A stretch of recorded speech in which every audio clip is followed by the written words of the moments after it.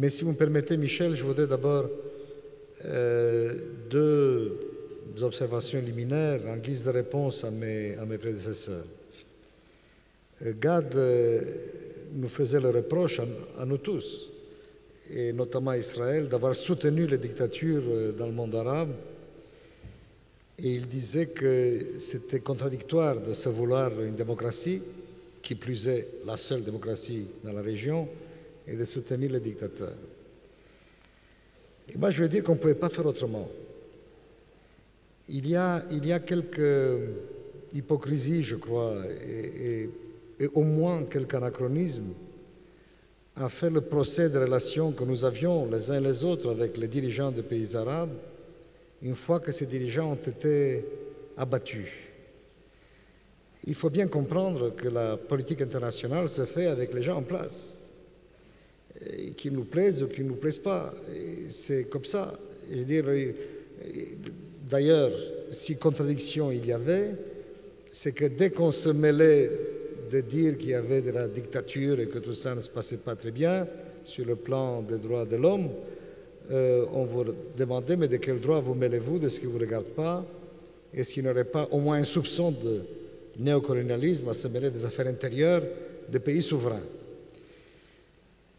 Voilà où on en était. Alors la vraie question qui devrait nous occuper, qu'est-ce que l'on fait une fois que le peuple eux-mêmes rejette ces régimes? C'est ça la question intéressante. Et à ce moment-là, évidemment, il faut soutenir les peuples en lutte. La perspective change et on donne évidemment un coup de main, que j'espère sérieux, à ces mouvements démocratiques. Mais tant qu'ils étaient là, ils étaient là. Nous avons signé la paix avec l'Égypte de Sadat. Je pense qu'on a bien fait.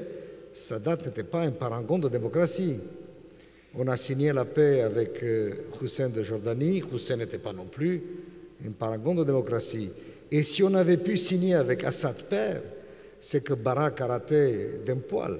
On aurait dû signer la paix avec Assad père, rendre ce fichu Golan, faire la paix avec les Syriens, bien que le régime d'Assad était un régime d'assassins. Et on aurait dû le faire. Et si le fils tient le coup, qu'à Dieu le plaise, il faudra traiter avec le fils. C'est comme ça que les choses se passent, à moins de décider de changer de régime international, de créer une véritable police démocratique et renverser le gouvernement qui ne nous plaise pas. Et je ne serai pas le premier à m'opposer à cette idée que j'ai la faiblesse de croire quelque peu utopique. Ma seconde remarque liminaire serait celle-ci. Vous avez défendu, Monsieur le ministre, avec beaucoup de vigueur, le multiculturalisme. Je suis personnellement farouchement hostile au multiculturalisme.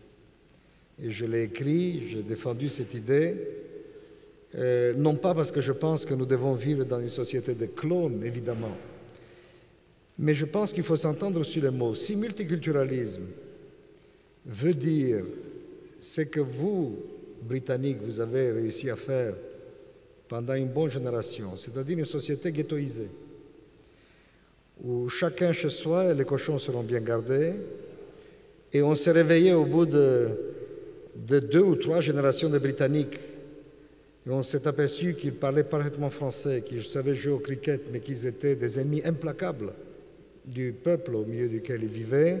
Je pense qu'il faut se battre contre cela. Et personnellement, je suis un grand partisan du modèle français d'intégration, auquel je reproche cependant de n'être pas fidèle à lui-même. Ça, c'est un autre débat.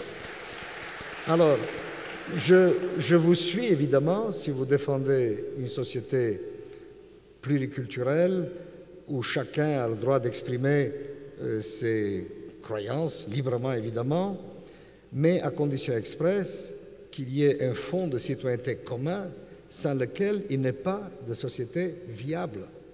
Et l'un des problèmes auxquels nous nous heurtons, c'est que nous confondons ghettoisation et société pluriculturelle, et ce n'est pas pour rien que la droite extrême est philosophiquement partisan du multiculturalisme. J'en ai eu la révélation un jour dans un colloque avec un monsieur qui a disparu de la scène publique dernièrement, qui s'appelle Alain de Benoît, du Grèce, et qui était un défenseur excité du multiculturalisme, puisque que chacun soit chez lui, et puis voilà, on n'en parle pas. Moins on le voit, mieux on se porte. Et du coup, j'ai compris à quoi cela menait. C'était il y a 20 ans ou 30 ans, vous voyez, c'était bien avant que les événements récents aient prouvé à quel point, hélas, j'avais raison. Alors, un mot sur l'Europe, mais nous avons déjà entendu l'essentiel. Pour, comme je vous l'ai dit, enfoncer le clou. L'Europe est une réalité culturelle puissante, une réalité commerciale puissante, c'est d'ailleurs le seul domaine dans lequel elle parle d'une seule voix. L'Europe est une formidable victoire de la civilisation, c'est un véritable saut de civilisation. C'est à mes yeux le plus beau projet collectif, je ne parle pas de projets nationaux, le plus beau projet collectif du XXe siècle, c'est un formidable accomplissement. Et l'Europe est, hélas, un ectoplasme politique. Et c'est là le drame, si vous voulez, c'est qu'au fil des ans, non seulement l'Europe n'est pas devenue plus efficace sur le plan international, mais elle est devenue de moins en moins efficace pour une raison très simple, c'est que petit à petit, l'intergouvernemental, pour parler dans le jargon de Bruxelles, a pris le pas sur le communautaire et que les Européens eux-mêmes ont largement perdu le goût de l'action commune. Alors, pour revenir aux fondamentaux, il n'existe pas de puissance soft ou seulement soft. En politique internationale, comme en politique tout court, tout comme dans l'intimité de nos foyers, si le soft ne s'accompagne pas d'un peu de hard, vous êtes réduit à l'impuissance. Or, l'Europe est une puissance soft, sans aucune dimension hard, pour la bonne raison qu'elle manque les deux outils de la puissance, donc de l'action dans le monde, qui sont une diplomatie cohérente et au moins un début de force militaire intégrée. Et c'est pour cela qu'elle est non pertinente au Proche-Orient, comme ailleurs sur d'autres théâtres d'intervention. Elle n'est pas pertinente au Proche-Orient parce que son énorme puissance culturelle et son énorme puissance économique, qui est sentie tous les jours, ne parvient pas à se transformer, à être traduite en monnaie diplomatique et politique sonnante et trébuchante. Pourquoi elle n'y arrive pas? Eh bien parce que personne n'a peur de l'Europe. C'est aussi simple que cela. Et pourquoi personne n'a peur de l'Europe? Parce que l'Europe ne parle pas d'une seule voix, et parce que lorsqu'il lui arrive de parler d'une seule voix, c'est pour proférer des généralités sympathiques, mais qui n'ont aucune portée politique réelle. Alors, ça va changer. Je ne suis pas désespéré. Je crois que ces processus sont longs, prennent du temps, et que les crises qui ne manquent pas de survenir, parce que la vie est faite de crises, là encore, pour les individus comme pour les sociétés, finiront par forcer l'Europe à aller de l'avant. Et on voit déjà, dans la crise actuelle, qui est monétaire, économique et sociale, on voit déjà qu'il y a des débuts de solutions. Nécessité fait loi.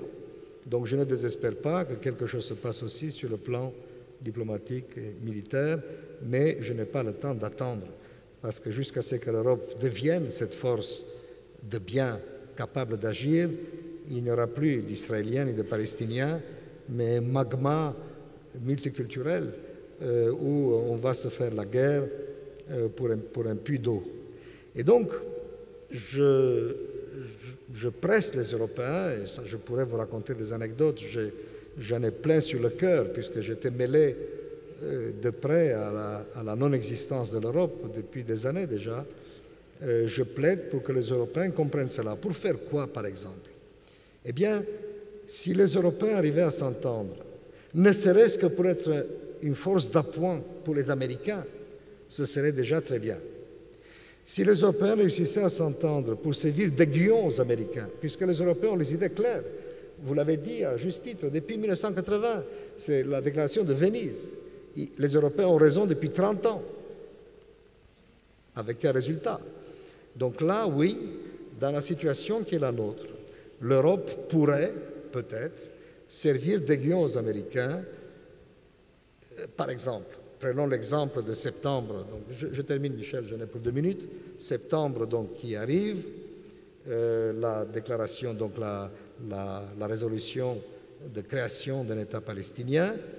Si l'Europe parvenait à se mettre d'accord et parler d'une seule voix et dire à voix haute quelles seraient les conditions pour elle pour voter massivement en faveur d'une telle résolution, à ce moment, il se peut que les Américains, pressés, mis dans un coin, très mal à l'aise comme ils le sont déjà, puisque comme on l'a entendu, Obama ne s'arrête pas de voter contre Obama, c'est une position tout de même inconfortable. Il n'est pas dit d'ailleurs qu'il ne serait pas content de se voir ainsi mis au piquet et poussé par les Européens à l'action. Ça, je pense que c'est encore dans vos cordes, à condition, évidemment, que vous entendiez sur un texte commun, et à condition que vous compreniez, et ça me paraît extrêmement important, puisque là, il faut parler aux amis d'Israël, à condition que vous compreniez que la non-action, ou l'inaction de l'Europe relève de la non-assistance à peuple en danger. C'est ça qui est intéressant, c'est-à-dire que plus un gouvernement apparaît amical à l'égard d'Israël, et plus il travaille en fait contre les intérêts fondamentaux de l'État d'Israël. Et ce n'est pas pour rien qu'on trouve dans ce club Berlusconi et pour d'autres raisons Merkel, c'est-à-dire des gens qui, pour des raisons différentes, se sont mis en tête de surtout ne pas faire pression sur le gouvernement d'Israël. Et donc, J. Cole est fait pour ça, pour en revenir à l'objet de notre réunion ici. J. Cole est fait pour dire d'une voix haute, sans fioriture inutile, avec la brutalité qui convient, s'il le faut, à quel point l'Europe pourrait être utile si elle se donnait la peine de comprendre où se trouvent les véritables intérêts du peuple d'Israël, du Proche-Orient, des Palestiniens, et évidemment de l'Europe elle-même. C'est un travail de lobby, si vous voulez, à la fois au sein des masses juives de la diaspora et auprès de nos amis européens, bien entendu.